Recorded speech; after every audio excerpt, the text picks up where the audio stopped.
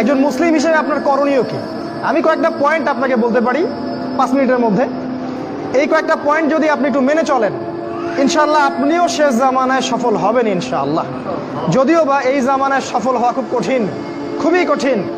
নবীজি বলেছেন ঈমান ধরে রাখা এত কঠিন হবে যেমন হাতে আগুন ধরে রাখা কঠিন হয়। হাতে আগুন ধরে রাখা কি কঠিন? দেখেন, আমরা যারা ইসলাম ফলো করছি, আমাদের ইসলাম পালন করতে যদি এরকম কষ্ট না হয়, বুঝতে হবে আপনি সেই প্রকৃত ঈমান ধারণ করে নাই, যে ঈমান ধারণ করলে হাতে আগুন আপনি অনুভব করতেন।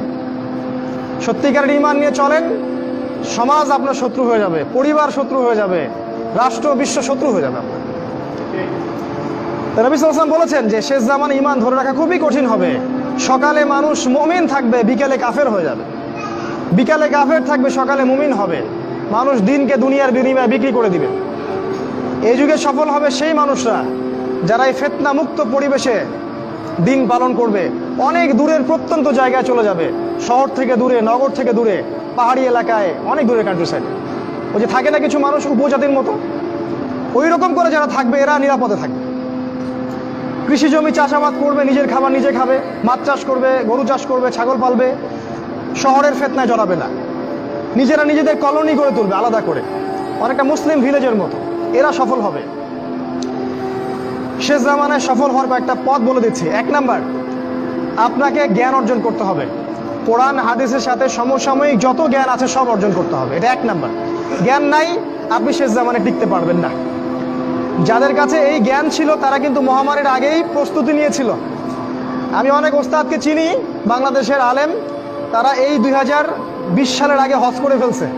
তারা আগেই বুঝতে পারছে 20 সালে কিছু একটা হবে, 20 সালে পৃথিবীতে কিছু একটা হবে, তারা আগেই বুঝতে পারছে।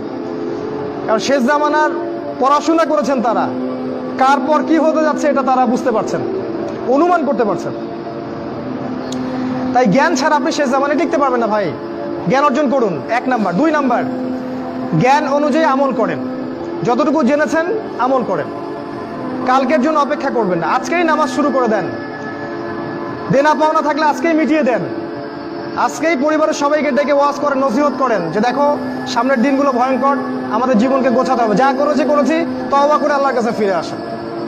আল্লাহ পাক গফুরুর রহিম, আপনি তওবা করে এই মাত্র চলে আসেন, আল্লাহ মাফ করে দিবে ইনশাআল্লাহ। আপনাকে আল্লাহ পাক পরীক্ষা করবেন আপনি সত্যিকারে তওবা করেছেন কিনা।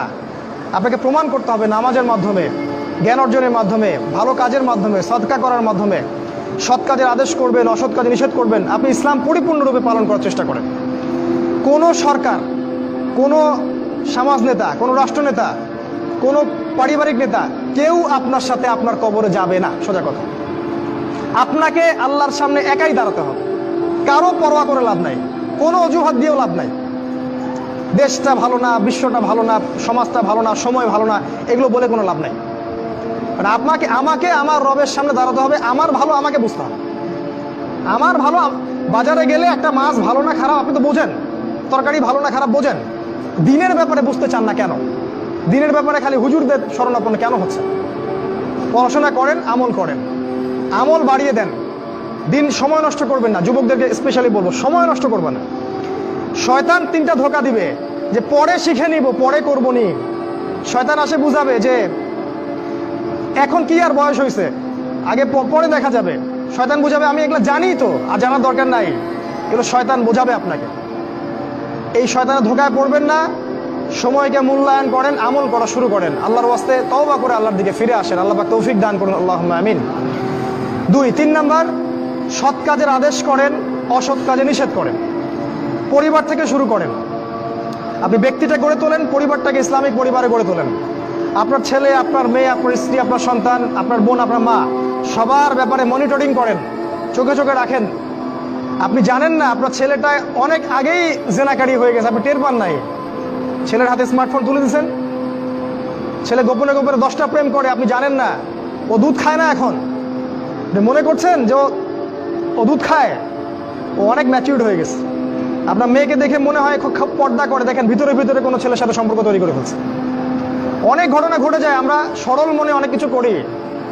আপনার ওয়াইফকে দেখেন, আপনি যখন বাসায় থাকেন না, কি করে না করে মনিটরিং করেন। টিভি বন্ধ করে দেন, সিরিয়াল টিরিয়াল বন্ধ করেন।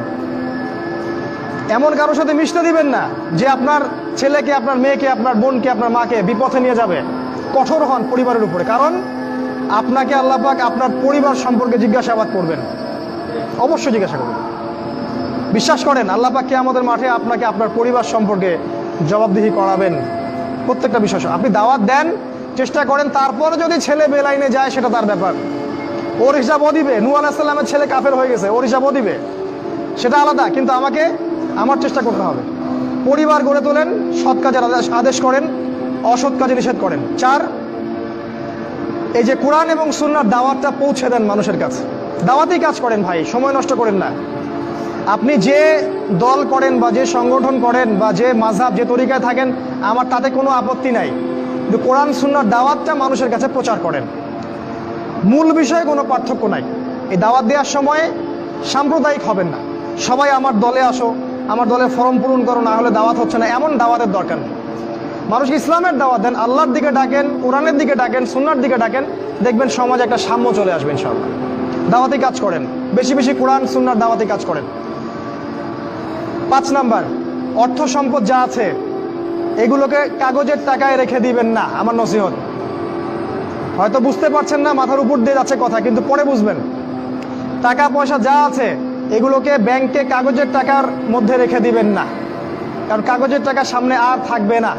লিখে রাখেন, কয়েক বছর পরে দেখতে পারবেন সমস্ত টাকা হয়ে যাবে ইলেকট্রনিক। খালি পাঠাবেন, ইলেকট্রনিক মানি, মানে আপনি টাকা ধরতেও পারবেন না, পকেটে রাখতেও পারবেন না, খালি জানবেন আমার অ্যাকাউন্টে এত টাকা আছে। এই পুরো ব্যাংকিং সিস্টেমটা পড়ে যাবে, থাকবে না। বিশ্বাস না হলে লিখে রাখতে পারেন, এই পুরো ব্যাংকিং সিস্টেম পড়ে যাবে, কাগজের টাকা থাকবে না। কি করবেন তাহলে? আপনি আপনার সম্পদটাকে সোনায় রূপান্তর করেন, কিছু সোনা করে রাখেন, জমায় রাখেন, রূপায় কনভার্ট করেন। এগুলোর দাম কখনো কমবে না। 100 বছর পরেও সোনার দামই থাকবে। তো 10 বছর পর আপনার 10 লাখ টাকার মান 10 লাখ টাকা থাকবে না, দাম পড়ে যাবে, আপনি সম্পত্তি হারাবেন।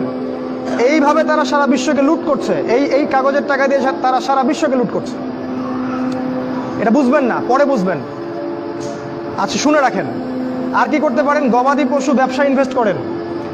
আরেকটা কাজ করতে পারেন, জমি কিনে রাখতে পারেন, এটা ভালো জিনিস। এই জিনিসগুলোতে টাকা কনভার্ট করেন। শেষ জামানায় আপনার কাগজের টাকা থাকবে না, আপনি ক্ষতিগ্রস্ত হবেন। এখন টাকা যদি জমায় রাখেন, শেষ জামানায় আপনি ক্ষতিগ্রস্ত হবেন। আমি অর্থনীতি নিয়ে যথেষ্ট পড়েছি আলহামদুলিল্লাহ, পড়েই কথাগুলো আপনাকে বলছি। আর কি করবেন? যদি সম্ভব হয়, আপনারা তো গ্রামেই থাকেন মাশাআল্লাহ, শহরে যারা থাকে তাদের উদ্দেশ্যে বেশি বলছি এটা, কারণ এটা অনলাইনে যাবে। শহর কেন্দ্রিক জীবন ব্যবস্থা ত্যাগ করতে হবে।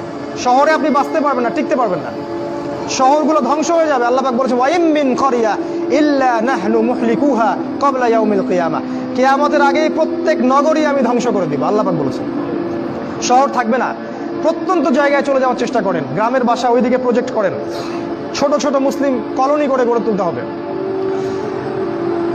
এই কাজগুলো করতে পারেন। আর কিছু করতে পারেন, শারীরিক প্রস্তুতি নেন, ফিজিক্যালি, যুবকদেরকে বলবো, ফিজিক্যালি প্রস্তুতি নেন, ব্যায়াম করেন, ভালো খাবার খান, নিয়মতান্ত্রিক জীবনযাপন করেন, এলোমেলো জীবনযাপন করবেন না।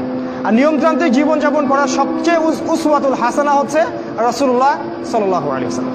উনার সুন্নাহ মাফিক জীবনযাপন করেন, আপনি ভালো থাকবেন।